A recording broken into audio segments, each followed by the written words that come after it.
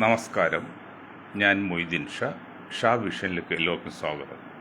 ബഹുമാനിരെ, ഞാൻ ആദ്യമായിട്ട് അമേരിക്കൻ ജനതയ്ക്കാണ് നന്ദിയും ആശംസ അർപ്പിക്കുന്നത്.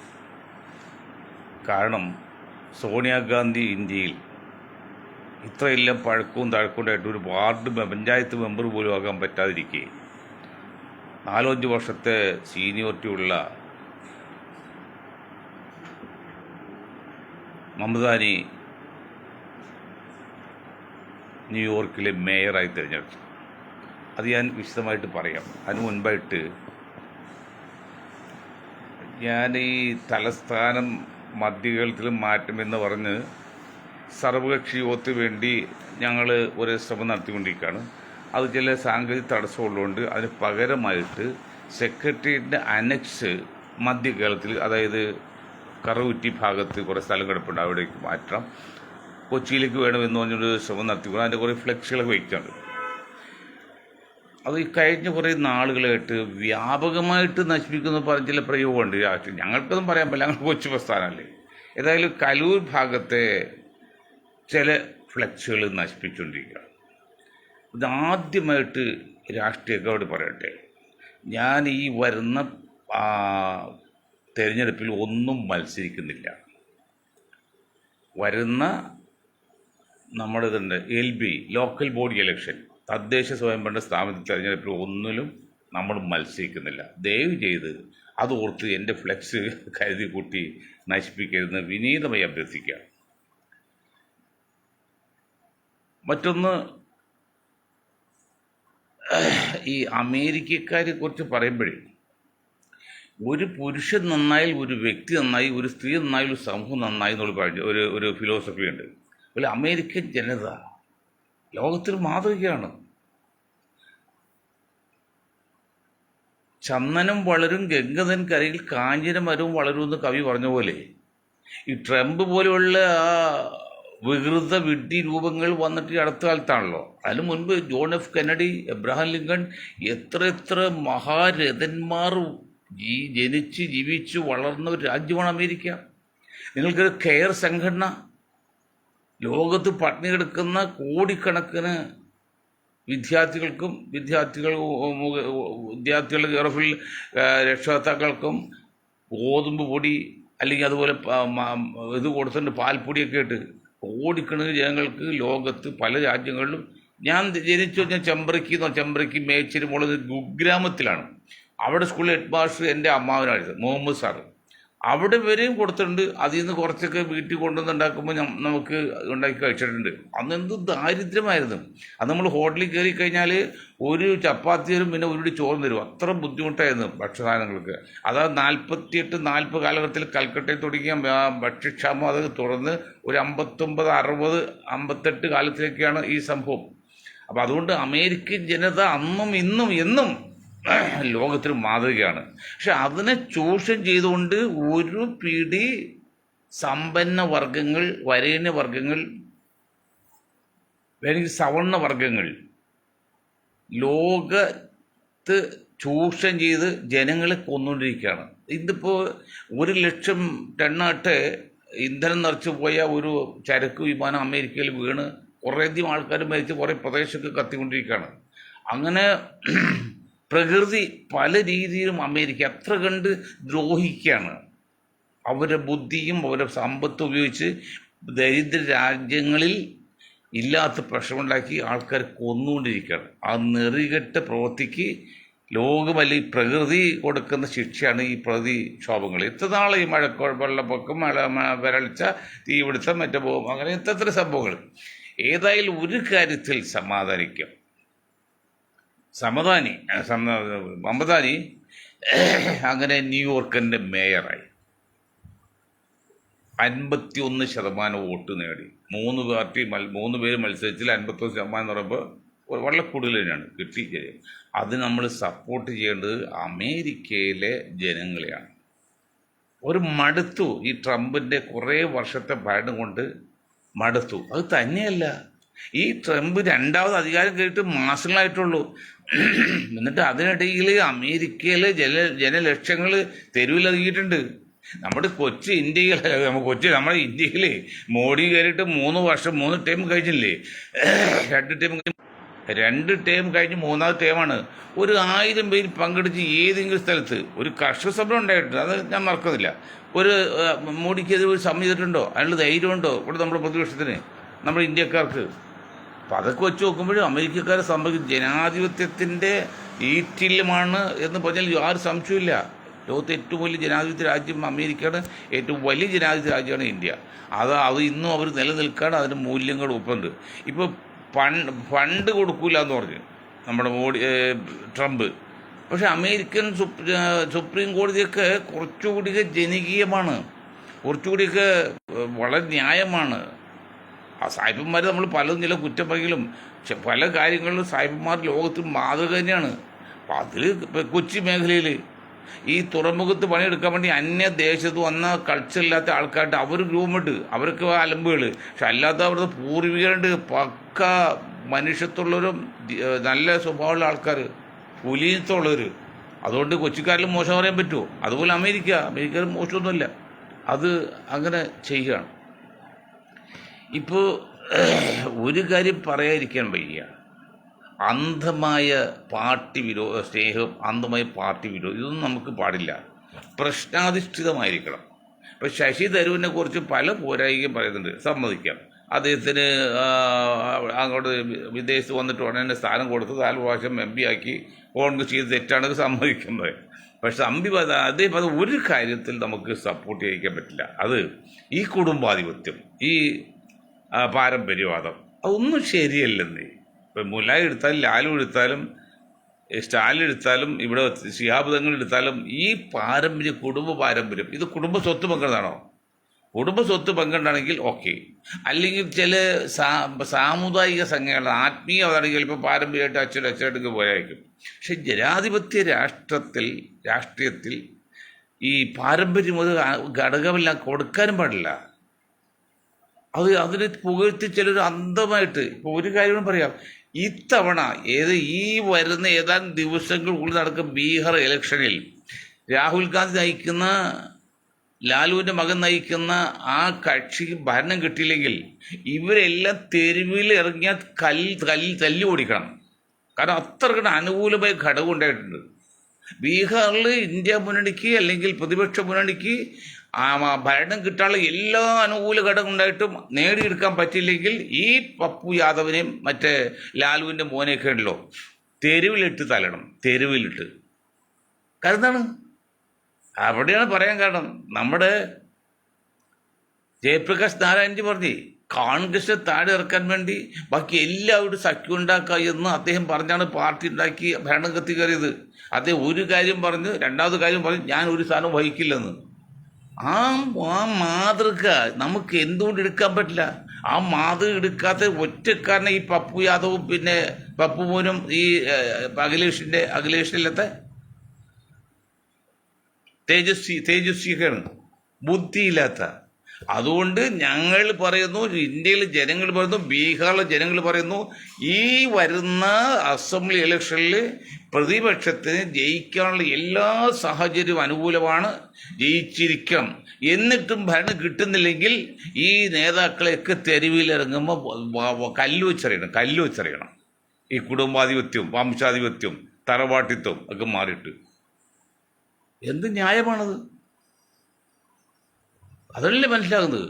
4-5 വർഷമായുള്ളൂ മേഡം മംതാജി പാസ്പോർട്ട്, അമേരിക്കൻ പിന്നെ എന്താണ് പൗരത്വം എടുത്തിട്ട്. ഇത് ലോകത്തിലെ ഏറ്റവും വലിയ പട്ടണമായ ന്യൂയോർക്കിലെ മേയർ സ്വന്തം ജാതിയല്ല, അന്യജാതിയിൽപ്പെട്ട അന്യദേശക്കാരനായ മേയറായിട്ട് തിരഞ്ഞെടുത്തു അമേരിക്കൻ ജനത, അതും ബഹുഭൂരിപക്ഷത്തോടെ എല്ലാവിധ എതിർപ്പുണ്ടായിട്ട്.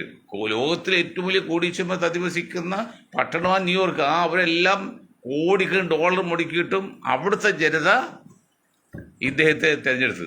ഇവിടെ എന്ത് ഒരു പഞ്ചായത്ത് പോലും ആക്കാത്തത് സോണിയാഗാന്ധി? നിങ്ങളറിയാലോ, ഏത് പഞ്ചായത്ത് പ്രായമായിട്ടുണ്ടോ? പണ്ടാര് പറഞ്ഞു ആ പ്രധാനമന്ത്രി സ്ഥാനം കിട്ടിയതാണ്, പക്ഷെ അത് വേണ്ടെന്ന് വെച്ചാൽ ഒന്നുമല്ല. അന്നത്തെ കലാം ആസാദ് പ്രസിഡന്റ് പറഞ്ഞ് ഫയൽ വന്നാൽ ഞാൻ ഒപ്പിടില്ല, മടക്കി വയ്ക്കും, നിങ്ങൾ പേര് തുയ്യത്. അങ്ങനെയാണ് മൻമോഹൻ സിംഗിനെ പാവി വെച്ചത്. അല്ലാതെ സോണിയാഗാന്ധി വിട്ടുവെച്ചതൊന്നുമല്ല. നിങ്ങൾ കാര്യം പറ്റില്ല. സോണിയാഗാന്ധി മാറി പ്രിയങ്ക വന്ന്, പ്രിയങ്ക മാറിയപ്പോൾ പക്ക ക്രിസ്ത്യാനിയാണ് റോബർട്ട് വധേര. പ്രിയങ്ക അങ്ങനെ വരുന്നില്ല, റോബർട്ട് വധേര മകൻ വരുന്നു, പക്ക കത്തോലിക്കൻ. ആ രീതിയിൽ വളരുന്നു, പ്രവർത്തിക്കുന്നു, സംസ്കാരവും. എന്ത് ന്യായീകരണത്? എന്താ ന്യായീകരണം? അല്ലെങ്കിൽ ജനകീയമായിരിക്കണം. ഇദ്ദേഹം അവിടെ ചെന്ന് 10 പൈസ അടിമ നടത്തിയിട്ടില്ല, ജനങ്ങൾ സ്നേഹിക്കാണ്. ഈ വധേരെ ആയിരക്കണക്കിന് കോടി രൂപയുടെ സമ്പാദ്യം ഉണ്ടാക്കി തോന്നുന്നത്. 10,000 കോടി രൂപയുടെ എവിടെ നിന്നുണ്ടാക്കി, എങ്ങനെ ഉണ്ടാക്കി? അഴിമതിയില്ല, എല്ലാം ഉണ്ടാവില്ലല്ലോ.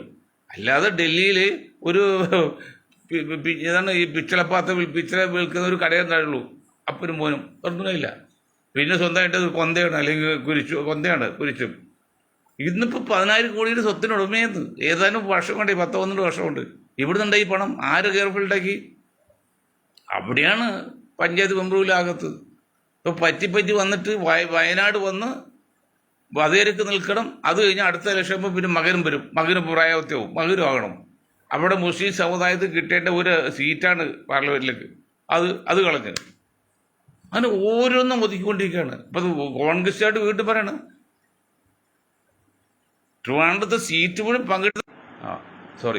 20% മുസ്ലിങ്ങളുണ്ട് ട്രിവാൻഡ്രത്ത് കോർപ്പറേഷനിൽ. ഒരൊറ്റ സീറ്റ് കൊടുത്തില്ലെന്നാണ് ഞങ്ങൾ റിപ്പോർട്ട് മുഴുവൻ കിട്ടിയിട്ടില്ല, കൊടുത്തിട്ടില്ലെന്നാണ് കേൾക്കുന്നത്. അങ്ങനെ കളി മാറില്ലേ? കോൺഗ്രസ് രീതി എന്താണ്? എന്താ കോൺഗ്രസ് ഉദ്ദേശിക്കുന്നത് മനസ്സിലാകുന്നില്ല. 20% മുസ്ലിം ജനസംഖ്യയുണ്ട് ഇന്ത്യയിൽ, ടോട്ടൽ 30 കോടിയോളം ജനങ്ങളുണ്ട്. അവർക്ക് ഒരു മാന്യമായ അംഗീകാരം ഒന്നും കൊടുത്തിട്ടില്ല. അങ്ങനെയല്ല പിന്നെ എങ്ങനെ രാജ്യം ഭരിക്കാൻ പറ്റുള്ളൂ? നിങ്ങൾ ഒരു കാര്യം മനസ്സിലാക്കണം, ജനങ്ങൾ മനസ്സിലാക്കണം. ജാതിയോ മതവും വർഗീയൊന്നും പറയുന്നില്ല. അതുകൊണ്ട് ഈ 30 കോടി വരുന്ന മുസ്ലിങ്ങളിൽ 99.9% വോട്ട് ഈ രാഹുൽ ഗാന്ധിയുടെ പാർട്ടിക്ക്, മുന്നണിക്ക് കൊടുക്കുന്നത്. എന്നിട്ട് രാഹുൽ ഗാന്ധിയുടെ പ്രിയങ്ക ഗാന്ധിയും സോണിയാഗാന്ധിയും വലിയ KC വേണുപോലൊക്കെ ഈ സമുദായത്തിൽ ഇന്ത്യയിൽ എന്താണ് കൊടുത്തോണ്ടിരിക്കുന്നത്? എന്ത് കൊടുത്തിട്ടുണ്ട്? രണ്ടാമത് അറിയപ്പെടുന്ന ഒരു നേതാവിനെങ്കിലും വളർത്തിക്കൊണ്ടുവന്നോ ഈ സമുദായത്തിൽ നിന്ന്?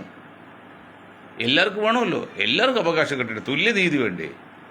ഇത് പറയുമ്പോൾ മുഖം ചൊടിച്ചിട്ട് ഫ്ലെക്സ് കളഞ്ഞിട്ട് കാര്യമില്ല. കാര്യങ്ങൾ പറയണം, പറഞ്ഞു തരൂ. എല്ലാവർക്കും തുല്യനീതി വേണം.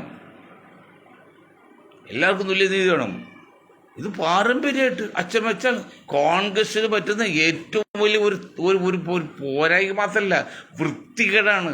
ഈ അച്ഛൻ മരിച്ച മകൻ മരിച്ച ഭാര്യ മരിച്ച പുത്രന് അതൊന്നും വേണ്ടതേ. അത്ര സീനിയർ നോക്ക്. ഉമ്മൻചാണ്ടി മരിച്ചു, ഉമ്മൻചാണ്ടി മകന് കൊടുത്ത്. കാർത്തികൻ മരിച്ചു, കാർത്തികൻ മകൻ കൊടുത്ത്. മറ്റൊരിടത്ത് കുറച്ച് ആ ഭർത്താവിന് കൊടുത്ത്. അവന് എന്നാൽ ഒരു വിഭാഗം. പക്ഷേ 40% മുസ്ലിം സമുദായമുണ്ട് കേരളത്തിൽ. കോൺഗ്രസ്സിൽ നല്ല ശതമാനം 90, ഇപ്പോഴത്തെ കണ്ടീഷനിൽ 97% മുസ്ലിം വോട്ടർമാരും UDFനെ സപ്പോർട്ട് ചെയ്യുന്ന ഇപ്പോഴത്തെ കണ്ടീഷനിൽ. എന്നിട്ട് ആ ഷാനവാസ് മരിച്ചല്ലോ. ഷാനവാസ് എന്താ ലാസ്റ്റ് കോൺഗ്രസ് വേണ്ടി മരിച്ച ആളല്ലേ, അധ്വാനം ജീവിച്ച ആളല്ലേ? അദ്ദേഹത്തെ ഫാമിലിയിൽ ഒരാളെ ബൈക്കാനോ അല്ലെങ്കിൽ കണ്ടുപിടിക്കാനോ സംസാരിച്ചോ? സംസാരിച്ചോ? അതൊക്കെയാണ് കാര്യങ്ങൾ മനസ്സിലാക്കണം. ജാതീയതയും വർഗീയതയും പറഞ്ഞ് മാറ്റി നിർത്തല്ല. തുല്യ നീതി വേണം. സോഷ്യൽ ജസ്റ്റിസ് അത് വേണമെങ്കിൽ അവർ വരുമ്പോൾ അപ്പോൾ ചിത്തിയൊന്നുമില്ല. MA ഷാനവാസിന്റെ വന്നപ്പോൾ ഒരു ചർച്ച പോലും വന്നില്ല. അത് ഉമ്മൻചാണ്ടി മരിച്ചപ്പോൾ മരിച്ചപ്പോൾ ഒക്കെ കൊടുക്കണം, മകന് കൊടുക്കണം. ഇപ്പം ഉമ്മൻചാണ്ടി മകൾക്ക് കൊടുക്കാനേ പോണേ. ഇപ്പോൾ ആണും പെണ്ണും, ഒരാണും ഒരു പെണ്ണും, 2 പെണ്ണും ഒരാണും ആണല്ലോ. ഒരാണ് കൊടുത്തു കഴിഞ്ഞ് ഇപ്പം മകൾക്ക് ഒരു എവിടെ കൊടുക്കാൻ പോണം. ഫിറ്റാണ്, ഷൂട്ടാണെന്ന്. എടോ ആകെ ജനസംഖ്യാനുപാതം നോക്കിയാൽ എത്ര ഉണ്ടോ? കോൺഗ്രസ് ഉത്തരം പറയണത് ഈ സമൂഹത്തോട്. മുസ്ലിം സമുദായത്തിൽ നിങ്ങളൊന്നും പറയണ്ട, സമൂഹത്തോട് നിങ്ങൾ ഉത്തരം പറയണം. എത്ര ശതമാനം ജനസംഖ്യയുണ്ട്, എത്ര ശതമാനം ചാൻസ് കൊടുക്കുന്നുണ്ട്?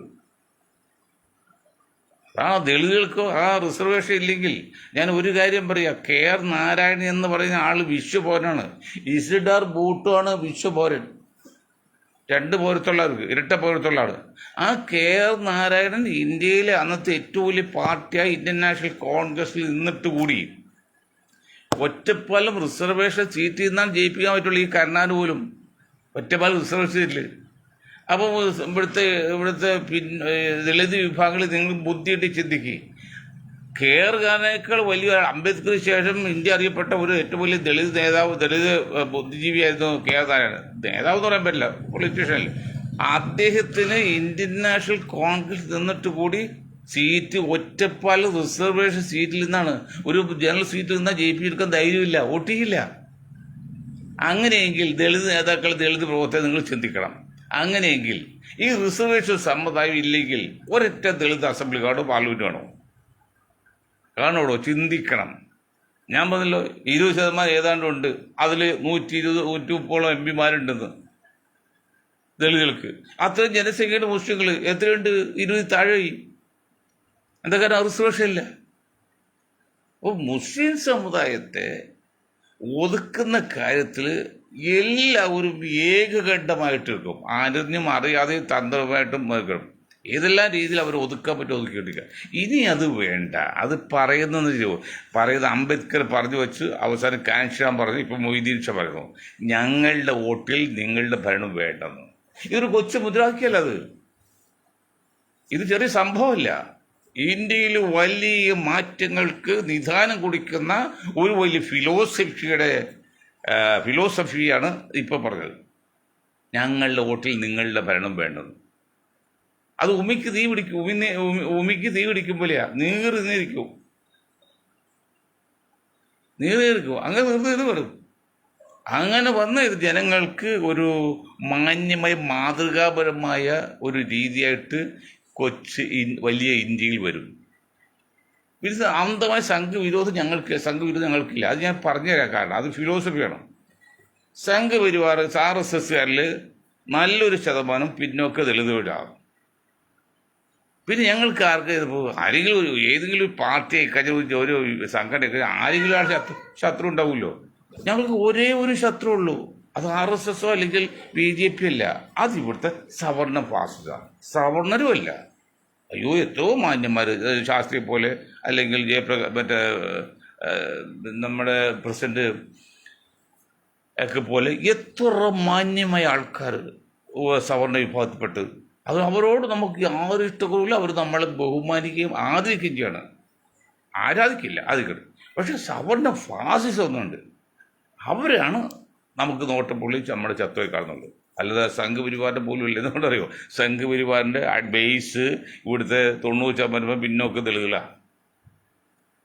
അവർക്ക് തെറ്റുപറ്റി അവർ പോയിട്ടുണ്ട്. ആ തെറ്റ് തിരിച്ച് പുറത്ത് കൊണ്ടുവരാൻ നോക്കാണ്. അതിന് വഴക്കുണ്ടാക്കാൻ പണക്കാരല്ലേ RSSയുടെ ഉടനെ ആക്രമിക്കുക അല്ലെങ്കിൽ അവരെ എതിർക്കുക എന്നുള്ള പോളിസിയല്ല ഞങ്ങൾക്ക്. അങ്ങനെ പോളിസി ഇട്ടിಗೆ തെറ്റാ. ഞങ്ങൾ ഈ കാര്യങ്ങൾ നേടിയെടുക്കാൻ വേണ്ടി ഈ ജനസംഖ്യയ്ക്ക് ആനുപാതികമായ സംവരണം പഠനം പിന്നെ ജനസംഖ്യയ്ക്ക് ആനുപാതികമായി സംവരണം, തെരഞ്ഞെടുപ്പ്, പഠനം, തൊഴിൽ എന്ന് പൊതു സ്വകാര്യ മേഖല വേണമെന്നുള്ള മുദ്രാവാക്യമാണ് ഞങ്ങളുടെ വലിയ ഫിലോസഫിയാണ്. അതിന് ഞങ്ങൾക്ക് ഒരുപക്ഷെ ഈ സംഘപരിവാറിൻ്റെ പോലും സഹായം ഞങ്ങൾ സ്വീകരിക്കും. അതിനനുകൂലിക്കുകയാണെങ്കിൽ അവരെ പോലും നമ്മൾ സ്വീകരിക്കും. ഇത് പറയുമ്പോൾ ചില ആൾക്കാർ ഇയാൾ RSSന് വാദിക്കണോ? അങ്ങനെ അന്ധമായിട്ട് വിരോധം കാണിച്ചു കാര്യമില്ലടോ. അതിലെ മുസ്ലിം ലീഗ് RSS വേണ്ടതില്ല. കാരണം പറഞ്ഞിട്ട് കാര്യമില്ല. അതൊക്കെ ഒരു പരിധി നല്ലതാണ്. മൊയ്തീൻ ഷാ എന്തെങ്കിലും RSS വാക്ക് പറഞ്ഞാൽ ഉടനെ ഞങ്ങളുടെ സമുദായത്തിൽ ചിലർക്ക് തോന്നും, ഇയാളോ സംഘപരിവാറാണോ? ഞാനൊരു പാർട്ടി രൂപീകരിച്ചുള്ളത്, ജനതാദൾ നാഷണലിസ്റ്റ്. അതിൽ വേങ്ങര ഇലക്ഷനിൽ പോയി അവിടെ BJPക്ക് സപ്പോർട്ട് ചെയ്തു. അത് ഞങ്ങൾ പ്രശ്നാധിഷ്ഠമായത്. ഞങ്ങളൊരു പ്രസ്ഥാനം തുടങ്ങുന്ന സമയത്ത് മൊയ്തീൻ ഷാ പറഞ്ഞാൽ എന്താ വിലയുള്ളേ? പക്ഷെ ഒരു ബലമുള്ള ഒരു ആളുടെ കെയർ ഓഫിൽ പറഞ്ഞാൽ അതുകൊണ്ട് വിലപ്പോൾ ലോകം മുഴുവൻ അറിഞ്ഞത്. ഞങ്ങൾ ആ വിഷയം പറ്റിയതിന് ശേഷം ഞങ്ങൾ പിൻവലിച്ച നമുക്ക് ആ പോളിസി പറ്റില്ല. ഇങ്ങനെ സഹകരിക്കാൻ കുഴപ്പമില്ല, പക്ഷെ മുറ്റുപിന്നെനിക്ക് പറ്റില്ല. അങ്ങനെ ഞങ്ങൾ പോലെ ചെയ്ത ഒറ്റ ഇത് മാത്രമേ ഉള്ളൂ. അതിൻ്റെ പേരിൽ ഇപ്പോൾ നമ്മുടെ സമുദായത്തിലെ ചില ആൾക്കാർക്ക് ഞാനെന്തോ ശത്രുവായിട്ട് കിടക്കാം. പോയി പണി നോക്കണം. അതൊന്നും കാര്യമൊന്നുമില്ല. നമ്മൾ പറയുന്നത് ഫിലോസഫിയാണ്, സയൻസാണ്, മനഃശാസ്ത്രമാണ്. അതിനെ എതിർക്കാൻ പറ്റില്ല. അപ്പോൾ കോൺഗ്രസിനെ സംബന്ധിച്ച് പറയുന്നത് ഇത്തവണ ബീഹാർ ഇലക്ഷനിൽ എല്ലാ സാധ്യതയുമുണ്ട് കോൺഗ്രസ് പ്രതിപക്ഷ മുന്നണിക്ക് ഭരണം കിട്ടാൻ. പിന്നെ എന്താണ് നമ്മുടെ ഈ ഇപ്പോഴത്തെ മുഖ്യമന്ത്രി ആണെങ്കിൽ അവശരായി, പിളർപ്പിൽ വെക്കാത്ത BJP ആണെങ്കിലും അവശരായി. എന്നിട്ടും അധികാരത്തിന് സാധ്യതയില്ലെങ്കിൽ അതിന് വില കൊടുക്കേണ്ടതും കാരണം പറയേണ്ടതും ഈ രാഹുൽ ഗാന്ധിയും ഈ തേജസ്വി യാദവുമാണ്. അവരുടെ ബുദ്ധിമോശമാണ്. അല്ലെങ്കിൽ അത് ഉവൈസ് ഉൾപ്പെടെ എല്ലാവരും BJP വെച്ച് എല്ലാവരും കുടക്കീഴിൽ നിർത്തട്ടെ. ഒരു കുടക്കീഴിലോ ഒരു കൊടിക്കീഴിലോ, ചില കൊടക്കീഴിൽ വരും, ഒരു കൊടിക്കീഴ് നിർത്തി മത്സരിച്ചെങ്കിൽ വോട്ട് പിന്നിച്ചു പോരുന്നോ? അപ്പോൾ അവർ കഴിവേടില്ലത്. കാരണം പിന്നെ ഇതിൻ്റെ കുഴപ്പമാണ്. കാരണം എന്ന് വെച്ചാൽ ജയിക്കുകയാണെങ്കിൽ പിന്നെ പ്രശ്നം തോന്നില്ലേ. ജയിച്ചില്ലെങ്കിലുള്ള കാര്യം ഇപ്പോൾ സൂചന പറഞ്ഞോളൂ. ജയിച്ചില്ലെങ്കിൽ ഈ രണ്ട് നേതാക്കളെയും തെരുവിൽ കൽവിച്ചറിയണം, ബുദ്ധിമോശം കാണിച്ച്.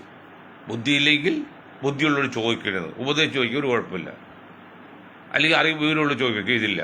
അപ്പോൾ അവർ കാണിക്കുന്നത് മണ്ടത്തരം കാണിച്ചിരിക്കുന്നത്. ആ മണ്ടത്തിൻ്റെ ഭരണം പോവുകയാണെങ്കിൽ ചെറിയ മറുപടിയൊന്നും അല്ല കൊടുക്കേണ്ടി വരുന്നത്, ചെറിയ പ്രതികരണമായിരിക്കില്ല. തെരുവിലിട്ട് ആൾക്കാർ വരെ ആക്രമിക്കും, തെരുവിലിട്ട്. അതുകൊണ്ട് അതിപ്പോൾ കൂടുതൽ പറയുന്നില്ല, ഭരണം കിട്ടി. ഏതായാലും ഒരു കാര്യം പറയാം, കേരളത്തിലാണെങ്കിലും ഈ UDF ഗവൺമെൻറ് ഇന്നലെ നമ്മൾ പറഞ്ഞല്ലോ ട്രിവാൻഡ്രത്തെ കാര്യം. ഞാനത് ഒന്നുകൂടി ക്ലാരിഫിക്കേഷൻ പറഞ്ഞ് നിർത്തിയേക്കാം, പരിപാടി നിർത്താണ്. പലരും ചോദിച്ചു ക്ലാരിഫിക്കേഷൻ. ഈ ട്രിവാൻഡ്രത്തെ ജയത്ത് കാര്യമൊക്കെ മൊയ്തീൻ ഷാ നിങ്ങൾ പറഞ്ഞത് നമുക്കവിടെ മുഴുവനും മനസ്സിലാകുന്നില്ല. ഒന്നുകൂടി കേട്ടോ, ഞാൻ നിർത്തിയേക്കാം. എന്നിട്ട് ചുരുക്കി പറഞ്ഞേക്കാം. അത് അവിടെ ഇപ്പോൾ ആകെ 10 സീറ്റിലാണ് കോൺഗ്രസ് ജയിച്ചിരിക്കുന്നത്. 15 സീറ്റ് പോരായുള്ളൂ BJPക്ക് ഭരണം കിട്ടാൻ. ആകെ 101 സീറ്റാണ്, 101 സീറ്റാണ്. 101 സീറ്റിൽ ഭരണം കിട്ടി 51 വേണം. പക്ഷെ അത് BJP കുറച്ച് ചിലപ്പോൾ ഒരു 10-40 സീറ്റുകളും കിട്ടിയാൽ വേണി ഭരിക്കാം. പക്ഷെ അവർ സഖ്യമന്ത്രി ആ 40 ആണെങ്കിൽ തന്നെ 10 ബാക്കി 30 സീറ്റ് ജയിച്ചിരിക്കണം. ഇന്നത്തെ കണ്ടീഷനിൽ UDFനോ അല്ലെങ്കിൽ കോൺഗ്രസ് അയക്കുന്ന പാർട്ടിക്കോ ഈ 10 പകരം 40 4 ഇരട്ടി ജയിച്ചെടുക്കാൻ എന്ത് സ്കോപ്പാണ് ഉള്ളതോ? ഇപ്പം മുരളി എന്ന് അവിടെ എല്ലാം മല മറിക്കാൻ പോകണം. മല മറിച്ചാലും ഈ 3 സാധാരണ ഇലക്ഷനിലേക്ക് ഒരു 10%, 20%, മാക്സിമം 30%, അതിൽ കൂടുതലൊന്നും വ്യത്യാസപ്പെട്ട് വരാൻ സാധ്യമില്ല. പിന്നെ ചില സന്ദർഭങ്ങളിൽ അട്ടലി ഫെയിലിയർ, അട്ടലി വിജയമാവും ഉണ്ടായിട്ടുണ്ട്. അതൊക്കെ അപൂർവം കേസ്. അങ്ങനെയുള്ളൊരു പ്രത്യേക സാഹചര്യം കേരളത്തിലില്ല. നിങ്ങൾ ഈ പറയുമ്പോൾ തന്നെയല്ല, ട്രിവാൻഡ്രം മേയറായി വരുന്നത് പിണറായി വിജയനല്ല, ഏതൊരു സഖാവായിരിക്കും. പിണറായി വിജയനാണെങ്കിൽ നിങ്ങൾക്ക് എന്തൊരു വ്യക്തിയാക്കി പറയാം, അല്പം ആൾക്കാർ പ്രശ്നമൊക്കെ ഉണ്ട്. പക്ഷെ അവിടെ മേയറെ വരുന്നത് വേറൊരു സഖാവാണ്, അതുകൊണ്ട് അതും പറയാൻ പറ്റില്ല. അപ്പം ഇനി നിങ്ങൾ എങ്ങനെയാണ് തിരുവനന്തപുരത്ത് ഈ 40 സീറ്റിൽ ഇനി ജയിപ്പിച്ചെടുക്കാൻ നോക്കും? 4 ഇരട്ടി സീറ്റ് എങ്ങനെ ജയിപ്പിച്ചെടുക്കുന്നതാണ്? എന്ത് മഹത്വമാണ് കോൺഗ്രസ് അയക്കുന്നത്? മുരളി ഓടിച്ചത് മത്സരിച്ച് ചുക്കാൻ പിടിച്ചുകൊണ്ട് നടക്കുമോ? എന്താ മനസ്സിലാക്കുന്നത്? അതുകൊണ്ട് എന്ത് പറ്റും? അങ്ങനെ വരുമ്പോൾ ഞാൻ പറയാം, ഒരു 20% മുസ്ലിങ്ങൾ കോർപ്പറേഷൻ മാത്രം, 20% മുസ്ലിങ്ങളിൽ ബുദ്ധിയുള്ളവരും ചിന്താശക്തിയുള്ളവരും BJP വരാതിരിക്കാൻ വേണ്ടി LDF ചിലപ്പോൾ വോട്ട് ചെയ്തിരിക്കും. അവിടെയാണ് ശ്രദ്ധിക്കേണ്ടത്. അങ്ങനെയാണ് എങ്കിൽ എങ്ങനെയാണ് ഈ മുരളീധരൻ പറയുമ്പോൾ മുരളി വലിയ രാഷ്ട്രീയ നേതാവാണ്, സമ്മതിച്ചു, കരുണാകരൻ്റെ മകനാണ്, ഒരു ചുക്കുമില്ല, മണ്ടനാണെങ്കിൽ പിന്നെ മന്ത്രിസ്ഥാനം കിട്ടിയപ്പോഴേ അവിടെ പോയി കോൺഗ്രസിൻ്റെ വാക്ക് കിട്ടി പോയി മത്സരിച്ച് ആണ്ടി പോയി അണ്ണാനെ പോലെ വരുമോ? ബുദ്ധി പോലെ ആന്റണി എന്ത് ചെയ്ത് നേരെ കാക്കാമാരുടെ അടുത്ത് പോയി 99% മുസ്ലിങ്ങളുടെ അടുത്ത് പോയിട്ട് കയ്യകാലം പിടിച്ച് ജയിച്ചു വന്നു. അയാൾ ബുദ്ധി കാണിച്ച് ആരോ ഉപദേശിച്ചത്, മുരളി ഉപദേശം കാണില്ല, കാലുവാരി. അത് നമ്മൾ ഇത്രയും നിൽക്കുമ്പോൾ ഞാൻ മന്ത്രിസ്ഥാനം ഏറ്റു കഴിഞ്ഞാൽ ഈ കള്ളന്മാർ, കോൺഗ്രസ് പാരമ്പര്യ കള്ളന്മാർ കാലുവാരൊന്നും അറിയാൻ പാടില്ലെങ്കിൽ എന്തിനോ മുരളി നിങ്ങൾ ജീവിച്ചിരിക്കുന്നത്? ലോകത്ത് ഇന്ത്യയിൽ ആരെങ്കിലും മന്ത്രി ഇലക്ഷൻ തോറ്റിട്ടുണ്ടോ? അത് മുരളി കൊടുത്തില്ലേ? അപ്പോൾ അതിന് മുകളിലേക്ക് എന്തെങ്കിലും രാഷ്ട്രീയ പാരമ്പര്യമോ രാഷ്ട്രീയ ബുദ്ധി ഉണ്ടായിരുന്നെങ്കിൽ, തന്ത്രം ഉണ്ടായിരുന്നെങ്കിൽ അങ്ങനെ ചെയ്യുമോ? അങ്ങനെ ചെയ്യാതിനാ ലീഗുകാരെയും കണ്ട് ഏതെങ്കിലും സീറ്റിൽ നിന്ന് ജയിപ്പിച്ചെടുക്കണ്ടേ? അതാണ് ബുദ്ധിയില്ല, തന്ത്രമില്ല. ഒരു തന്ത്രവും ഇല്ല. എങ്ങനെയോ ഒരു ചക്ക വീട് മൊയിലി എത്തുമ്പോൾ അങ്ങനെ നിയമത്ത് പോയി എനിക്ക് ജയിച്ചു എന്നല്ലാതെ വേറെ എവിടെ പോയിട്ടുണ്ടെന്ന് അതെ. തൃശ്ശൂർ അങ്ങനെ മോശമാണെന്നുള്ള വിലയിരുത്തൽ ഉണ്ടെങ്കിൽ അവിടെ നിൽക്കാൻ പുള്ളി. അപ്പോൾ വിലയിരുത്തൽ പുള്ളിക്ക് കിട്ടിയില്ല, വിലയിരുത്താൻ പറ്റിയില്ല. അതിനർത്ഥം അൺഫിറ്റായി എന്നുള്ളതാണ്. വിലയിരുത്തൽ കാര്യത്തിൽ അൺഫിറ്റായി, അല്ലാതെ സ്ഥാനാർത്ഥിയാവുന്ന കാര്യത്തില്ല. എന്നിട്ട് പറയുന്നത് എന്തെല്ലാം കോലാഹലം. അതാണ് അധ്വാനിക്കാതെ പഴുക്കാതെ മൂത്ത് പഴുക്കാത്ത പഴത്തിന് കുഴപ്പമില്ല. അധ്വാനിക്കാതെ ഈ അച്ഛൻ്റെ പാരമ്പര്യം വച്ച് വന്ന് ഈ അങ്ങനെയൊക്കെ ഇരിക്കും. അപ്പം പിന്നെ ഉമ്മൻചാണ്ടിൻ്റെ മകൻ അച്ഛൻ്റെ പാരമ്പര്യം വന്ന് വേറെ എന്ത് യോഗ്യത ഉള്ളത്? ഈ അടുത്ത ഇലക്ഷൻ ചിലപ്പോൾ ജയിക്കാൻ സാധ്യതയില്ല. അധ്വാനിക്കണം, ജനങ്ങൾ ഇറങ്ങിച്ചെല്ലണമെന്നേ. അങ്ങനെ ചെയ്ത് നിൽക്കാണ്ട് ഇപ്പോഴത്തെ ഈ തൂറിക്കൊന്നും മെഴുകുന്ന ശശി തരൂർ രാഷ്ട്രീയക്കാരില്ല. അങ്ങനെ ഒരു വിഗ്രഹം പോലെ വന്ന് കോൺഗ്രസ് വേറെ ആളില്ല, കോൺഗ്രസ് വന്ന് സ്ഥാനം കൊടുത്ത് 4 പ്രാവശ്യം ജയിപ്പിച്ചെടുത്തു. അപ്പം മുസ്ലിങ്ങളോട് BJP വരാതിരിക്കാൻ വേണ്ടി മുസ്ലിങ്ങൾ വോട്ട് ചെയ്തു കംപ്ലീറ്റ്. അങ്ങനെ 4 പ്രാവശ്യം പാർട്ടിക്ക് ഒരു കൊണ്ടുണ്ടായില്ല, നാടിനൊരു കൊണ്ടുണ്ടായില്ല. പക്ഷെ പുള്ളി ഇപ്പം പറഞ്ഞൊരു പോയിന്റ്, അതായത് അവസാന കൈയാണ്, അറ്റ കൈയാണെങ്കിലാണ് അത് ശരിയാണ്. ഈ രാഷ്ട്രീയ ഈ കുടുംബാധിപത്യം. പിന്നെ നെഹ്റു സ്വാതന്ത്ര്യം ചെയ്തിട്ട് ശരിയായിരിക്കാം, മഹാത്മാഗാന്ധി ഉണ്ട്, അതിനർത്ഥം അവകാശം പാരമ്പര്യമായിട്ട് കൊടുക്കുന്നുണ്ടോ? അതിന് വേണ്ടി കുഴിൽ ഓതി ചില വിവരം കെട്ട കോൺഗ്രസ്സുകാരുണ്ട്. ഇന്നൊരു കോൺഗ്രസ്സുകാർ പ്രസ്ഥാനം കണ്ട് അങ്ങനെ നെഹ്റു കുടുംബമാണ് മറ്റാൾ മറിച്ചതൊക്കെ. നെഹ്റു കുടുംബത്തിൽ കുഴപ്പമുണ്ട് ആരാ പറഞ്ഞ? പാരമ്പര്യമായിട്ട് വരാൻ പാടില്ല, അച്ഛനമ്മയായിട്ട് വരാൻ പാടില്ല. അത് ഏറ്റവും സീനിയർ മോസ്റ്റ്. ഇപ്പം നെഹ്റു കഴിഞ്ഞാൽ നെഹ്റു അടുത്ത സീനിയർ ആയിരുന്നു. അത് ഇന്നതൊക്കെ കൊടുത്ത് അതുകൊണ്ടാണ് കോൺഗ്രസ് പോയത്. ഇന്ദിരാഗാന്ധിയെ പകരം കൊടുത്തുകൊണ്ടാണ് ഇന്ത്യൻ നാഷണൽ കോൺഗ്രസ് പോയത്. അതല്ലാതെ ഒരു പാരമ്പര്യമായിട്ട് അല്ലാതെ നേരത്തെ പോകുന്നെങ്കിൽ കോൺഗ്രസ് ഇന്നും ഉണ്ടാവില്ല ഇന്ത്യയിൽ. ഇതിന് കേരളത്തിൽ സംഭവിക്കുന്നത് ലീഗിന് പറ്റുന്നില്ല, ലീഗ് തളർച്ചുകൊണ്ടിരിക്കല്ലേ. അതുപോലെ ഇപ്പൊ കമ്മ്യൂണിസ്റ്റ് പാർട്ടിയിൽ EMSന്റെ മകൻ മത്സരിക്കാൻ ഇപ്പൊ കുഴപ്പമില്ല. നെഹ്റുവിന്റെ മകൾക്കോ അല്ലെങ്കിൽ ഇന്ദിരയുടെ മകനൊക്കെ മത്സരിക്കാൻ ജയിക്കാൻ പ്രധാനമന്ത്രിയാ കുഴപ്പമില്ല. പക്ഷെ അവരാണ് ആധിപത്യം, അവർ കയ്യിലാണെന്ന് പറയില്ല. അതായിട്ട് ഇപ്പൊ ശ്രീധരൻ സാർ ഒന്ന് മത്സരിക്കും. ശ്രീ സാർ EMSന്റെ മകൻ അദ്ദേഹം തോറ്റുപോയി. അത് മത്സരിക്കാം. EMSന്റെ മകനായി എന്ന് വെച്ചിട്ട് മത്സരിച്ചിട്ടൊന്നുമില്ല. അല്ല ഉമ്മൻചാണ്ടിയുടെ മകനായി മത്സരിക്കാം. പക്ഷെ അതൊരു പാരമ്പര്യമായിട്ടും അവകാശമായിട്ട് വരുന്നതാണ്. ബാക്കി അതിപ്പോൾ കമ്മ്യൂണിസ്റ്റ് പാർട്ടിയിലുണ്ടോ, BJPയിലുണ്ടോ അങ്ങനെ കുത്തകയായിട്ട് പാരമ്പര്യമായിട്ട് വരുന്നത്? ഏതെങ്കിലും എന്ന് പറയും. ഈ കമ്മ്യൂണിസ്റ്റിലും ഈ കോൺഗ്രസിലും പിന്നെ ഈ പിന്നോക്ക പാർട്ടിയിലേ ഉള്ളൂ. പിന്നോക്ക പാർട്ടി എന്താണ്? സ്റ്റാലിൻ പോലുള്ളൂ, അല്ലെങ്കിൽ ലാൽ പോലുള്ളൂ, മുലായം പോലുള്ളൂ. അതൊന്നും വേണ്ട. അക്കാര്യത്തിൽ നമ്മൾ 100% ശശിധരൻ്റെ കൂടെ പെടിക്കാലും ഇടിക്കാലും നമ്മളിന്ന് സോപ്പിട്ട് കാര്യമില്ല. അപ്പോൾ ഇത്രയും കാര്യം പറഞ്ഞ് നമ്മളെൻ്റെ